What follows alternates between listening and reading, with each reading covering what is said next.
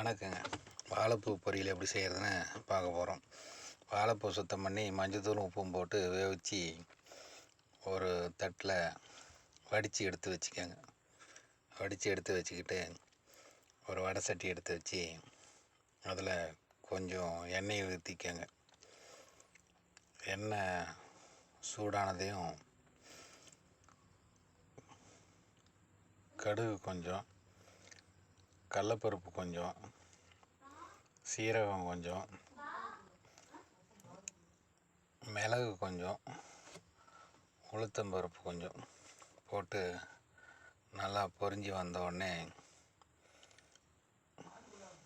வெங்காயம் நறுக்கி வச்சதை சேர்த்திக்கோங்க. கூட கறிவேப்பிலை கொஞ்சம் சேர்த்திக்கோங்க. இஞ்சி பூண்டு இடித்து வச்சதை சேர்த்திங்க. அரைக்க வேண்டாம், இடித்து வச்சுக்கணும். நல்லா வதக்கி விடுங்க. இஞ்சி பூண்டு வாசம் போனதையும் கூட கொஞ்சம் தக்காளி சேர்த்திக்கோங்க. தக்காளி கொஞ்சம் நல்லா வதங்கட்டும். தக்காளி நல்லா வதங்கினதுக்கப்புறம் தேவையான அளவு உப்பு சேர்த்திக்கோங்க.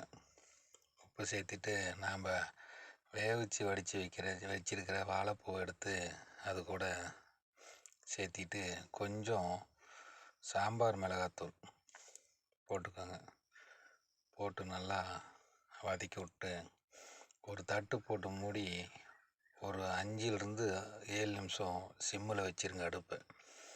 அது அப்படியே அந்த ஆவிலே நல்லா வெந்துடும்.